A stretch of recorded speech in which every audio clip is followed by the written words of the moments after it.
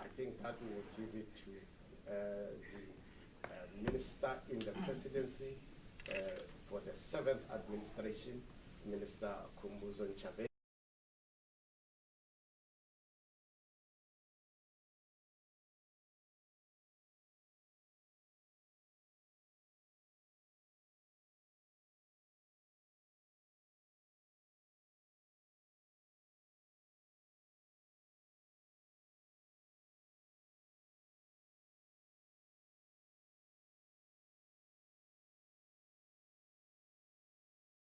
The very, very first briefing of the 7th Administration that is going to be led by the Minister in the Presidency for the 7th Administration, Minister Khumbudzo Ntshavheni. And not to say I am guaranteeing my employment, but I want to take this opportunity to also congratulate you, Minister, for your appointment as the Minister in the Presidency for the 6th Administration. My sincere apology again, Minister, to you. We send you the 11:30 time, but actually the time that we communicated was 11 o'clock. On that note, colleagues, allow me to invite to the podium the Minister in the Presidency to address us. Thank you, Brawley. And before you even sing for your performance bonus or your employment, you need to have pleased the Acting Director General. Good morning. I'd like to acknowledge the presence of the newly minted Minister of Defense and Military Veterans, May Mutsaha, and the Deputy Minister of Defense and Military Veterans, one of them, General Bantubonke Holomis. I did not know the other name, but and thank you for the moral support and for being there. And it's a good sign, Mama, that it means the briefings of the security cluster will be verified if you are coming to the briefing. Dear colleagues and fellow South Africans, yesterday on Wednesday, the 3rd of July, 2024, South Africa witnessed another key milestone in the operationalization of the Government of National Unity, or GNU as is colloquially known, with the swearing in of the Deputy President of the Republic, ministers and deputy ministers from across the political parties which are signatories to the statement of intent of the GNU. Given the electoral outcome and the agreement to form a government of national unity, it was therefore no longer possible for the President to fulfill the undertaking he had previously made to reduce the number of portfolios in the National Executive. And we say this because there's been talk of a bloated National Executive. So in simple terms, the size of the National Executive is a result of our electoral outcomes with the need to be inclusive. In addition, the constitution of the National Executive had to be cognizant of other national interests such as the demographics of the country, geographic spread, youth, and gender representation. And the major question that as the media you have been trying to address, and you've been talking to designate ministers, and I learned that our constitution does not provide for designate ministers, so there was no such a thing as a designate minister. You have been dealing with the question of how will the Government of National Unity operate, including on policy issues. Allow me to borrow the words of President Ramaphosa of the 30th of June 2024 when he was announcing the appointments he had made to the National Executive. I quote, "The establishment of the GNU in its current form is unprecedented in the history of our democracy," close quote. And he had also clarified on the same day that, I quote, "the GNU would be bound by certain fundamental principles and would undertake a basic minimum program of priorities as articulated in the statement of intent." As the head of the National Executive, the President exercises the executive authority of the Republic together with other members of the cabinet. And members of the cabinet are only ministers. Deputy ministers are not members of cabinet. They are members of what is called the national executive. We realized during these elections and during the period in between that the South African media does not understand how the government of South Africa and what the constitution provides for. So that's why we clarified that part. So the president has two roles. He's the executive authority of the republic, but he's also the head of state. So we are now talking about his role as the executive authority of the state, and that is derived from section 85(2) of the constitution, where he exercised his executive authority together with other members of the cabinet. In this regard, the president with the cabinet is responsible for, and I'm quoting directly from the constitution, implementing national legislation unless the constitution or an act of parliament provides otherwise. 2, developing and implementing national policy. So the national policies are not of individual ministers but of cabinet. 3, coordinating the functions of the state departments and administrations. 4, preparing and initiating legislation. And 5, performing any other executive function provided for in the Constitution or in national legislation.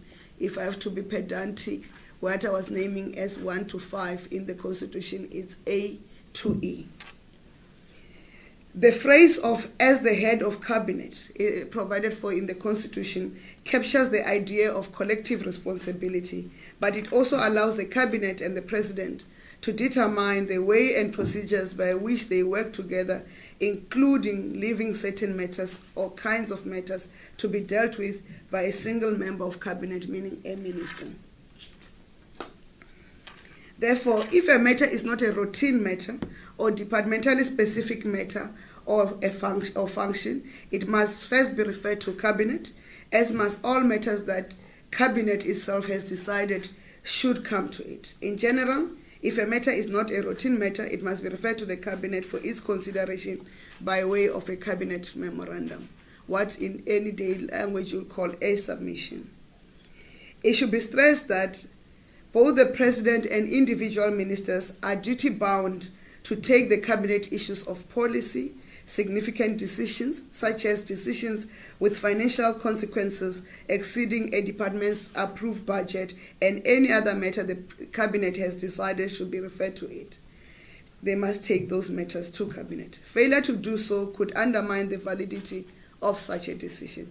So there is no single minister who can expropriate a decision of cabinet, or that is a policy decision, to themselves, because then that policy will not be valid in terms of the laws of the republic, as indicated earlier, as provided for in the Constitution. This envisages that the president himself may determine that a president's minute refer to him for signature, because when you want decision of the president, more in particular those that have not gone to cabinet, they are done through a president's minute. For signature should in fact go to the cabinet. So the president, you can even submit a cabinet minute and then he says it must go to cabinet. Accordingly, he can either refer it back to the minister to take the matter to cabinet, that is the respective minister. This is an approach which is accepted by cabinet as its way of acting together with the president when he exercises his executive authority under the Constitution. And then the next question would be, given that you are a GNU, how are we going to set government priorities and the program of action that are articulated in the statement of intent? The government's priorities and program of action is articulated in the medium-term strategic framework, what we colloquially call the MTSF, which is guided by the election manifesto of the governing party. In this case of the GNU, it will be governing parties. And the choice of priorities, because there will be multiple priorities in the manifestos of the parties or the governing party or the governing parties in our instance, is guided by their alignment to the attainment of the goals of the National Development Plan or Vision 2030 as adopted by Parliament in 2012. As a country in 2012, we adopted the National Development Plan, which was widely consulted, and it came to Parliament for adoption, and we said this is our plan to deliver a better South Africa for all by 2030 with set target. That plan, and later the United Nations developed the Sustainable Development Goals that are closely linked to that plan. So as we implement the NDP, we're also implementing the United Nations Sustainable Development Goals, commonly known as the SDGs. And to give effect to the signed statement of intent as signed by the parties to the GNU, the Forum of South African Directors General, commonly known as FOSAD, which is chaired by the Director General in the Presidency, have undertaken work of analyzing the manifestos of the parties to the GNU and will submit a proposal for consideration and adoption at the Cabinet Lekgotla, scheduled for next Thursday until next Friday, which is 11 and 12 of July 2024. The adopted program of action, which will be then the MTSF, will be announced by the President at the opening of Parliament on July 18th, 2024. After the adoption of the MTSF, the individual departments will then develop the strategic plans linked to the MTSF and the annual performance plans for implementation of both the strategic plans and the MTSF targets. Departments present both their strategic plans and annual performance plans to Parliament for oversight and adoption through what we call departmental budgets. The National Treasury will fund the implementation of the MTSF through the national budget that is also tabled and approved by Parliament. I've just forgotten to insert the date for the 2024 budget speech that will be tabled then in Parliament. The Department of Planning, Monitoring and Evaluation, or colloquially known as DPME, is responsible for overseeing and reporting on the implementation of the MTSF, which is the Consolidated Government View performance, and the annual performance plans of departments, and submit the reports of alignment and performance to both the President and the Cabinet. So when we have adopted the plans, we just don't merely say, go on your own and do as you please. There's a department that oversees that plans that the departments have done are aligned to the MTSF as agreed. Because in particular now that we're in a GNU, what we all collectively agree as a program of action is not a program of action of the ANC, of the DA, of the UDM, of the PA, or any other party to the GNU, but the program of action of government. We are collectively responsible for implementing that program of action.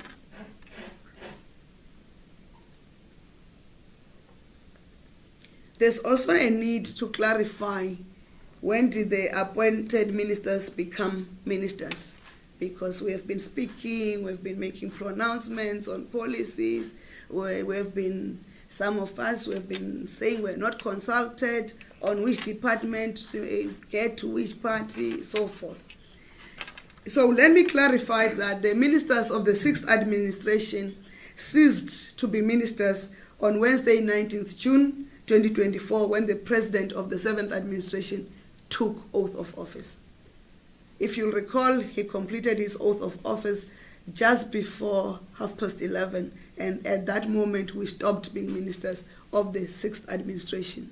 The powers, all the executive authority powers, moved back to the single executive authority, which is the president, because all of us as ministers, we've got what we call delegated executive authority powers. That's why the president can change the configuration of portfolios and say, you have this responsibility, you don't have this, because those are his powers as per the Constitution. And he was exercising those powers supported by the directors general of departments. So no minister of the 6th administration could make a pronouncement or a commitment or sign anything after the oath of office was taken on the 19th of June. Similarly, ministers of the 7th administration only assumed office yesterday, the 3rd of July 2024, when they took their oath of office. Consequently, the priorities of the 7th administration are only going to be adopted at the scheduled Lekgotla next week, Thursday and Friday, and ministers will be using the period between now and the Lekgotla to receive briefings from the departments and consult on how to shape the direction of the discussions at the Lekgotla. So whoever said this is the policy I'm going to implement, no. Whoever says this is the priority I'm going to implement, no. Those decisions will only be taken at the Lekgotla. They can say those are the things they're going to debate and engage at the Lekgotla for that prioritization. But as already indicated, the Directors General have done work and continue to do work, and that's why we say ministers must use this period to consult with their Directors Generals and their departments on the prioritization, so that if they feel they have to drive a particular priority from the manifesto of the party that has deployed them into Parliament, because we can only be deployed into Parliament and the President then decides who to invite into Cabinet. Then they must then do that through their Directors Generals who are drafting and reviewing what has been proposed in the documents. With that, ladies and gentlemen, I thank you, and then I'll be ready to take questions.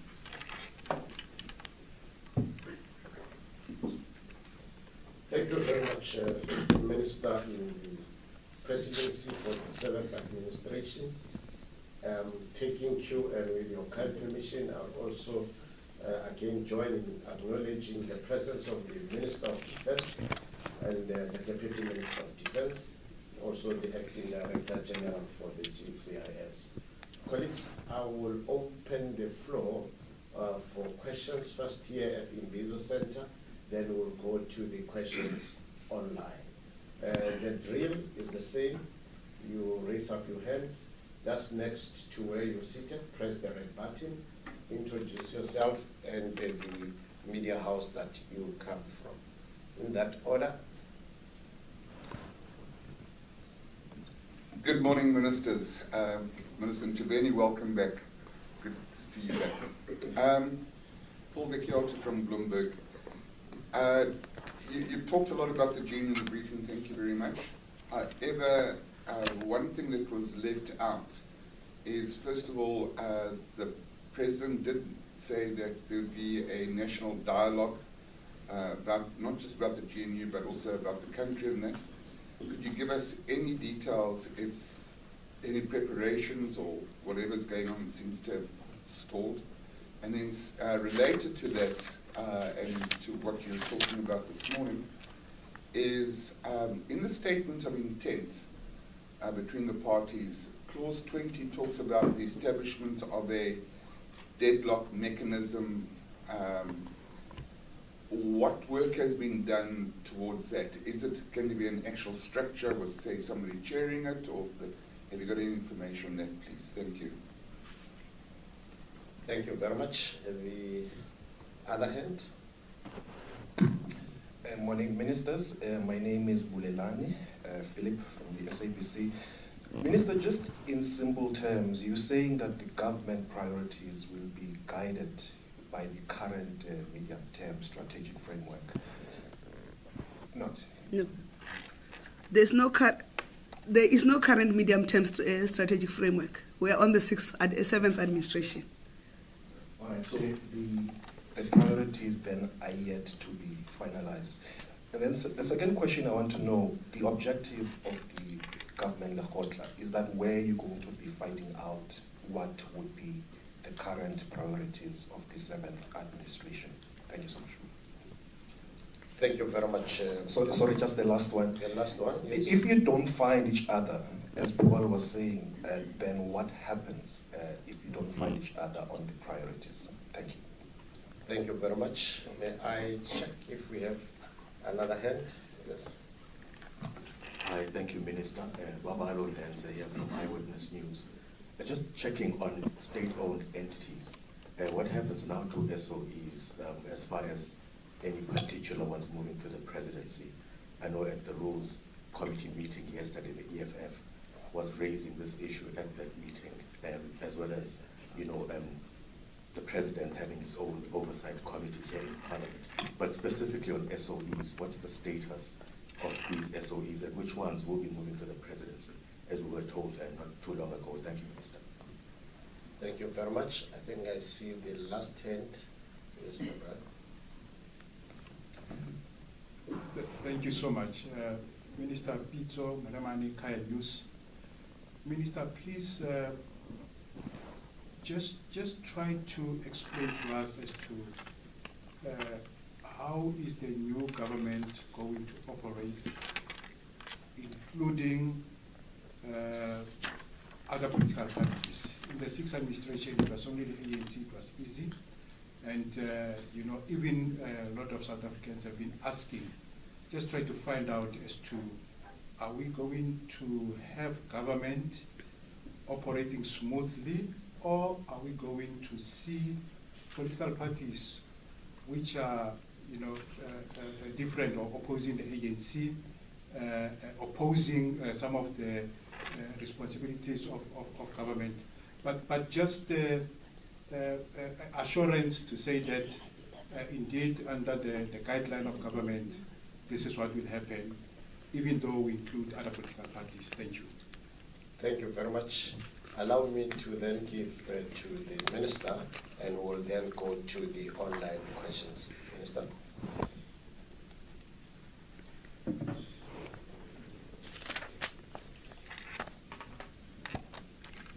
Thank you for the questions. Let's start with the issue of the national dialogue. The national dialogue has not stalled. You will recall that sometime last week, the Thabo Mbeki Foundation and other foundations convened a briefing to announce that the work on their part has started on the national dialogue.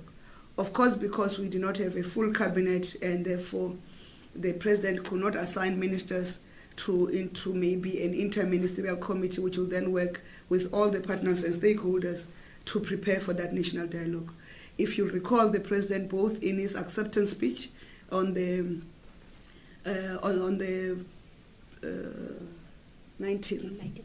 and the 19th of June, indicated that we are going to convene that national dialogue. So there's no stalling. And if you recall, when the president announced members of cabinet that he's appointing, that he then requested the Chief Justice to swear us into office. He has indicated the reasons for the delay in appointing a cabinet, but actually we're still very early in general. DRC took, is it 4 months to do the appointment?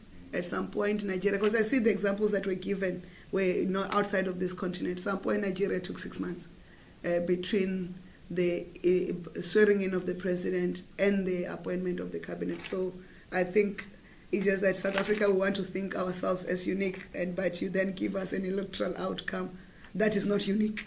So we then have to behave like everybody found in that situation. And you refer to deadlock breaking mechanism as referred to in the statement of intent, and there was a question of if we don't find each other on the priorities, whether we're going to fight. As I've indicated, the sixth administration has ended. When it ends with its priorities, with whatever. That's why even political parties, when they went to campaign, they had new election manifestos. Those who chose to reiterate same manifestos is their own choices. So from the manifestos of the political parties that are in the GNU, is 11 of us, General? 11 of us. Well, then the directors general are looking at what are the priorities from the ANC, from the DA, Al-Jama, Good, PAC, UDM, IFP. I can name the 11 of them. And because you've got this requirement that say you cannot have all priorities included, it will be difficult to implement. You then say what then becomes a filter of the priorities. And we have indicated that our filter is the National Development Plan goals and targets. So if it doesn't help us achieve the goals of the National Development Plan, it cannot be part of the competing priorities, because you need to have a certain numbers to implement. And why is the NDP important is because the 7th administration is the administration that's going to be responsible for whether this country achieve Vision 2030 of a better South Africa and a prosperous South Africa for all. Because by the term of the 7th administration will end in 2029, the 8th administration, when it takes over, there's going to be only 1 year to implement, and that 1 year will never be enough. So that is the filter. So in that score, that is one part of saying how do we filter and how do we discuss. And that's why I said the Directors General are already preparing, they've done the analysis, which they'll present at the Lekgotla, and the Lekgotla will negotiate and will discuss. The first part I need to articulate is that at Cabinet, there's not been a Cabinet decision by voting. And it did not mean even when it was ANC Cabinet, we didn't differ. We differed very vehemently on issues, and don't ask me for which issues, otherwise I'll be fired immediately before I even go back to office. Remember, I was only sworn in yesterday. I have not gone to office. Offices are in Pretoria. So don't ask me on which items did we differ. We differed vehemently, but there was a solution found. Either you go back and you find each other and resubmit, and because matters do not just, in terms of processing, do not just go to Cabinet. They go through what we call the DG technical clusters. From that technical clusters, then they'll start at FORSAT, and then they'll be discussed, they'll discuss at the technical cluster, they go to FORSAT. From FORSAT, they then have to go to what we call the clusters, which are ministers and deputy ministers in the clusters. They discuss those matters and recommend them to a Cabinet committee. And from that Cabinet committee, they then get processed to Cabinet. So the Cabinet is a final arbiter on matters, but most issues that are not agreed at cluster level, they don't find their way into the Cabinet committees. But if there are priorities, a minister concerned can then request the President to say, we are not finding each other. Can I have direct access of this matter? But it starts at the Cabinet committee in the most instances. If you have to ask a request for direct access to Cabinet, then there will be special circumstances for them to go there. So we have not anticipated any deadlock, because the mechanisms of resolving deadlock are in place. And if I speak from experience, President Ramaphosa has demonstrated his ability to negotiate. General Holomisa will agree, we're sitting here. And this situation that the GNU and the composition, the Constitution, where we find ourselves, is because of his outstanding skill of negotiating and reconciling different views. And as the head of that Cabinet, he's going to make sure that Cabinet functions.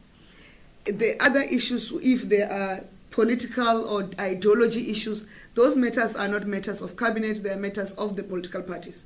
They will have to go and find each other. And related to this question is the question of whether the parties how will it work, because if they differ with ANC policies, there are no ANC policies in government that gets implemented. They are government policies.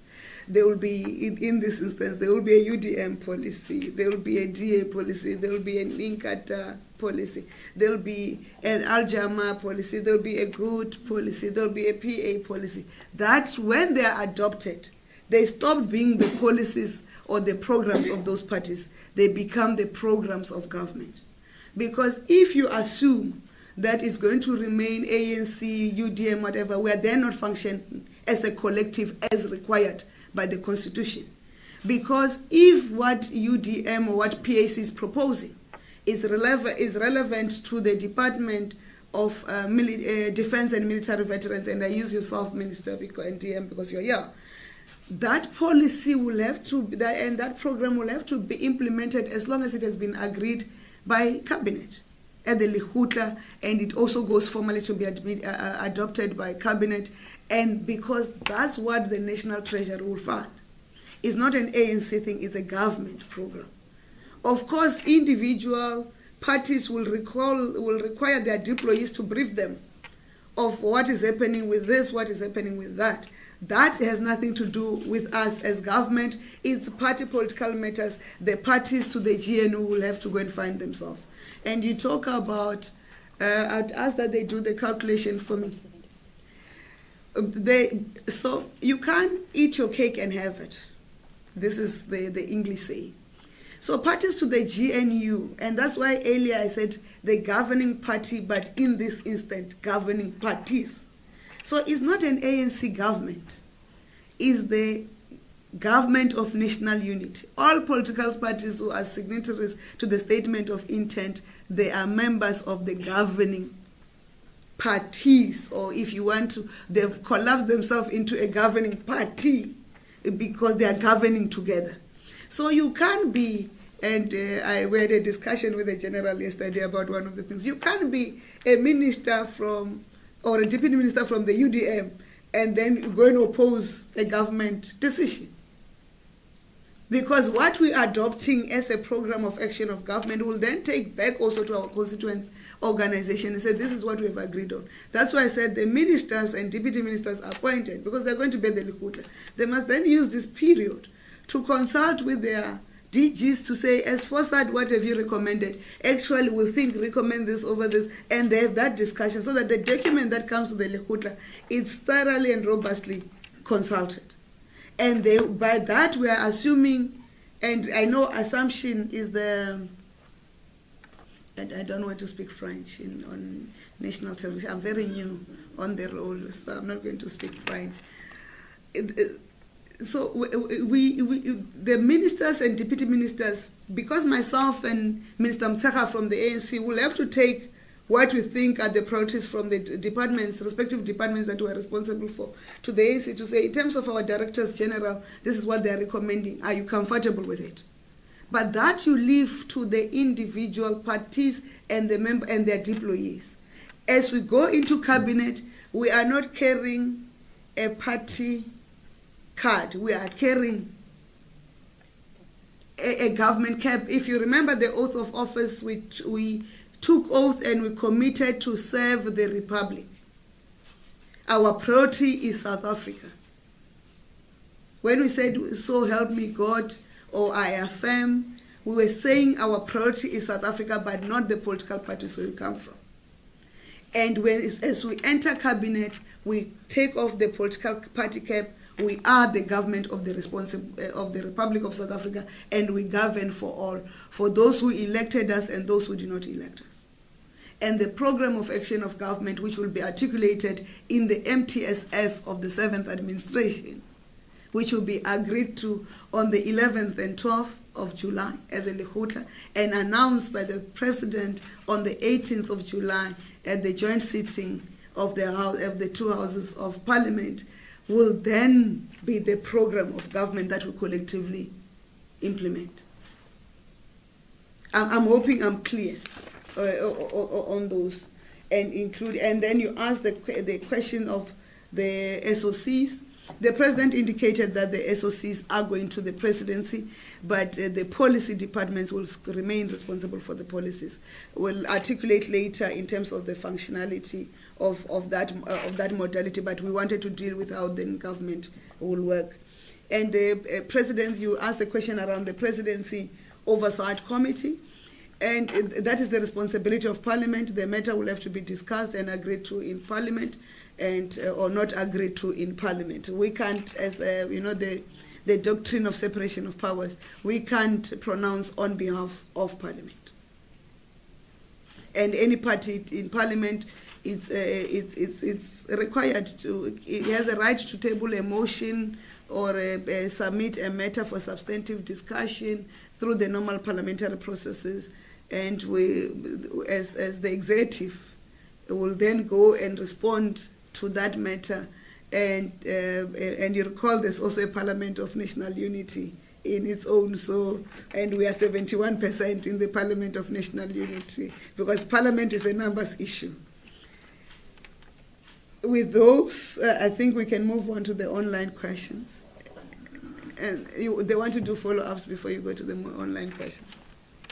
Well, thank you very much, Minister. Let me then allow the follow-ups, and I know some of them will find expression also in the online questions, but we will be reading them for the record. Let me take the hand just in front of me. My name is Nomen Masungwini from City Press. My question is around it's around the instability that we have seen, especially in local government where there are coalitions and a lot has happened there. How is government planning to deal with that, to avoid that kind of instability, especially because in most of these coalitions, there aren't too many binding contracts that says this shouldn't happen and stuff like that, or where we have seen too many motion of no confidence. How is the GNU working around that to avoid situation of that nature? And then in terms of, maybe the second question will be around the document and the work that was done by Deputy President last year. I think General Holomisa was there. I remember him even walking out in one of the sessions regarding the dialogue on coalition. That document was not made public, if my memory serves me well. How well did those recommendations play to lay the foundation for this GNU, if it was considered? If not, why has it not been considered? Perhaps maybe the last question would be, since there's a call to have a national dialogue, if those recommendations were not implemented, how then is government going to do on this one going forward? How is it going to implement the dialogue when they didn't implement the one that was undertaken by the Deputy President last year? Thank you. Thank you very much. Let me check by way of indication from the Minister if she wants to respond to this, or we should package it with the online ones. Let me respond.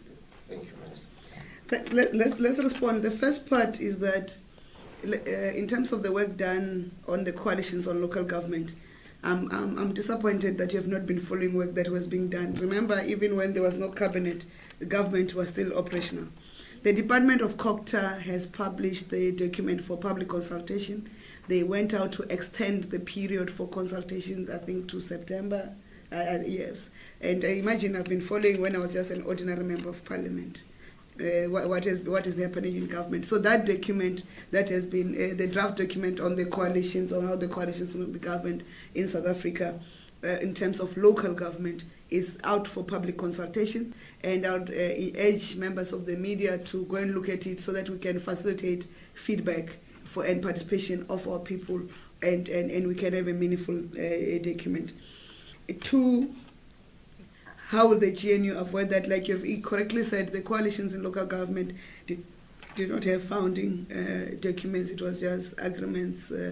But the GNU has a statement of intent and a whole lot of proposals on how those things will be managed, including the commitment by the political parties that are members of signatories to that GNU to say they'll remain available to work on whatever challenges that are not there. I've already indicated on how at government level we're going to work on that.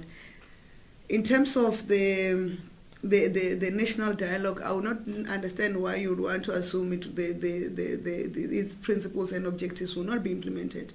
And that's why we want the national dialogue as early as possible, so that if the MTSF has been, which will have been adopted, has to be amended, that amendment takes place before the medium-term budget policy statement, which to factor in the agreements that will be coming from the national dialogue. The President he has been taking seriously the need for the national dialogue and has appreciated the initiative by former President Thabo Mbeki on driving on that national dialogue. That's why even before the end of the 6th administration, he committed government to work with former President Mbeki on that national dialogue and all the other stakeholders. And the Thabo Mbeki Foundation has already extended a lot of work with the other stakeholders to come in, and as we come in government, step in that space. We don't know in what form the President will assign us to work and who he'll assign to work with the former President Mbeki's foundation to drive that dialogue. We'll then also make inputs as when we get the full details and briefings of how it's work and the machinations, and we'll make our own inputs on its improvements. I think we can move then to the online questions. Thank you very much, Minister. I think we have close to 7 questions online, but some of the questions I think have been responded to, but we will make sure that they are read so that we put them on the record.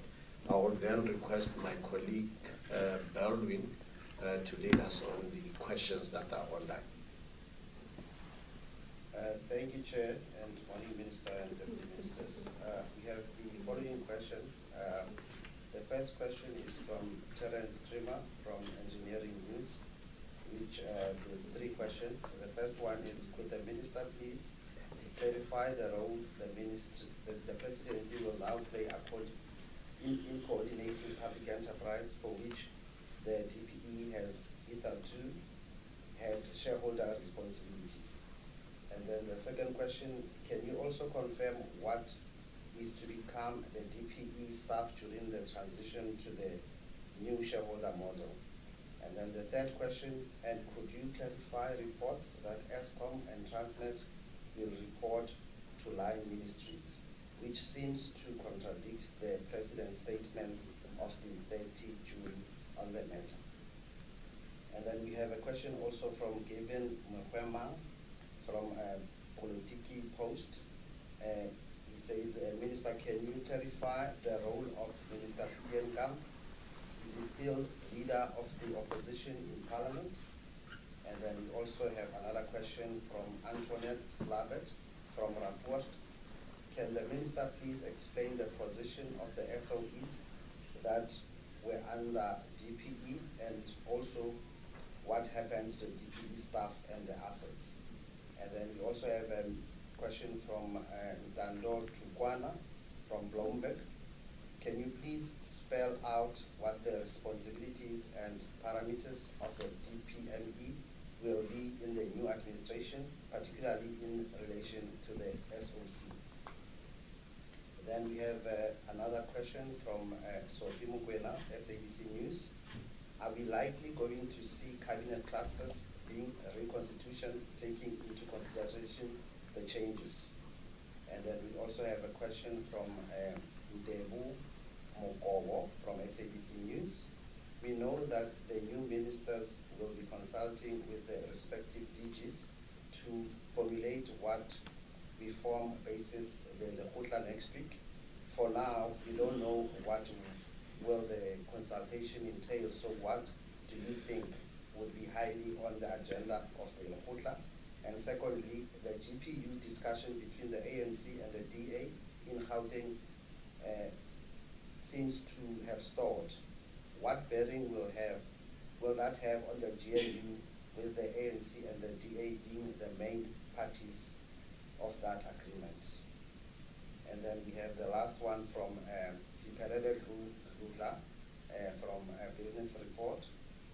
The question is, how does the government reconcile the growing expenditure on salaries and packs of cabinet ministers, which is estimated wouldn't be around 1 billion annually, with the fact that the National Treasury has issued revised cost containment measures for the officials and executives of departments, public entities, and constitutional institutions? That is all the questions for now. Thank you very much, Belvin. I won't comment on any of the questions, whether there is a name that is unfamiliar, but given that the questions are directed to the Minister, I'll leave all the questions to the Minister. Thank you very much. Thank you. We have indicated that we'll come back on the issue of the SOCs and the DPE when the President has gazetted what we call the President's Act, or a proclamation where he announces, where he decides who is assigned which role and which responsibility. Because if you want to speculate on how things will run, who's constituted with what, because he has made announcements specifically and said DPE is going to close, and then the functions of DPE will go to the Presidency. So allow that process to be clarified, and also at the Lekgotla it will be articulated, and then we'll brief in detail. Because you create confusion and contradictions when you start to do the speculation, whereas you do not have the level of details. But in a normal process of department closing down and also being moved to one component of one department being moved to another.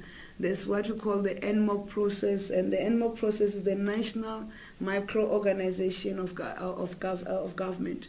That process is undertaken, led by the Department of DPSA. So I'll also not articulate how the DPME will deal with the enterprise functions until the proclamation by the President has been clarified, has been issued, to articulate which departments and how the functionality of one component vis-a-vis the other. So it includes, I won't respond on where ESCOM and Transnet are reporting, because that is part of the whole proclamation of the President assigning his executive authorities to the ministers of cabinet that he has appointed. And the question on Minister Steenhuisen, not Steenkamp, Steenhuisen, in terms of being a leader of the opposition in Parliament, is a question that must be referred to Parliament, separation of duties and separation of authorities. That is where Parliament will do. Alternatively, that question must be referred to the DA as a political party. I've clarified in terms of the DPE staff, they then follow through the NMOC process. What gets done it will encourage the Department of DPSA to clarify the NMOC process, either in a statement or in a media briefing, to say what did they normally do in terms of that. But we request that you give us time. DPSA also plays a very critical role in the formulation of the MTSF, so we'll want them to be focused on that MTSF process and to conclude. But the issue of the DPE closing is not a new issue. The staff of DPE knew, everybody knew DPE is going to close, and the NMOC process is not only commencing now, it had already commenced. They will then give you progress, but after the Lekgotla has been concluded. And then there was a question of whether the clusters will be reconstituted. Of course, you saw that some departments are no longer the original departments. There will be a reconstitution of the clusters of cabinet, and also the appointments of the chairpersons, and in instances where co-chairpersons are required, and co-chairpersons of the clusters. And then there's a question about new ministers consulting with their respective DGs and departments for Lekgotla. What will the consultations entail? We can't prescribe to individual ministers and deputy ministers what they consult on. Everybody have their own choice of and views of how things will be done. They will consult, and there's a linked question to that about the Gauteng government of provincial unity. Those issues are not the issues of government, they're issues of the political parties, and therefore the question must be referred to the ANC and the DA, and not government. We are party political, we are political, and now with our composition we are fully apolitical. We implement a government program that is agreed from the constituent programs of the political parties where we come from, but when it comes to us, there's government. So the question of the talks in Gauteng, they are party political related matters, and they must be dealt with as such. It's for that reason we were not speaking as government when the President was still consulting on the composition of the GNU and determining the portfolio allocation thereof. How do we reconcile the expenditure estimated at 1 billion? I can't comment on how much is the estimated expenditure, because there's a tendency to overinflate the amounts that are involved. I can give you an example. In the 6th administration, it costed government 1 billion rands per annum, if not just slightly more, to move ministers and deputy ministers and DGs and everybody to attend portfolio committees in Cape Town and parliamentary work in Cape Town. So that number, if government work has to be done, government work has to be done. The electorate chose an outcome that landed us on a government of national unity and the Senate for exclusivity. So the electorate will also have to bear the to take into accept the responsibility that what they gave us for us to make lemonades from the lemons, there is a cost to it, and that cost will have to be carried. It's a new normal. And I don't want to mention a country because they'll say there's a cabinet of a total of 200 people. You can go and research which country is that, because that's what the electorate had opted for. So if the electorate wants, remember, as the president indicated, he wanted to reduce the number of portfolios. But when his political party did not get an outright majority and has to work with everybody else, he had to make sure everybody has to be included, because it can't be a government of national unity which is not inclusive of other parties to the statement of intent. So there is a cost to the electoral outcome. So South Africans will have to decide again in 2026 with the local government elections, and also in 2029 with the national and provincial elections, whether they want an outcome that does not have a clear outright winner, or they're happy with this outcome of collective leadership with its advantages and disadvantages. And the only disadvantage for now you have stated is the cost. Thank you. Thank you very much, Minister. Colleagues, the briefing that has just been concluded will be available on the government website, given that the Minister gave the protocols and the lines going forward. So I would encourage that you check against that on our platforms, so that the accurate reflection of what has taken place is maintained. On that note, let me thank you very much, and this briefing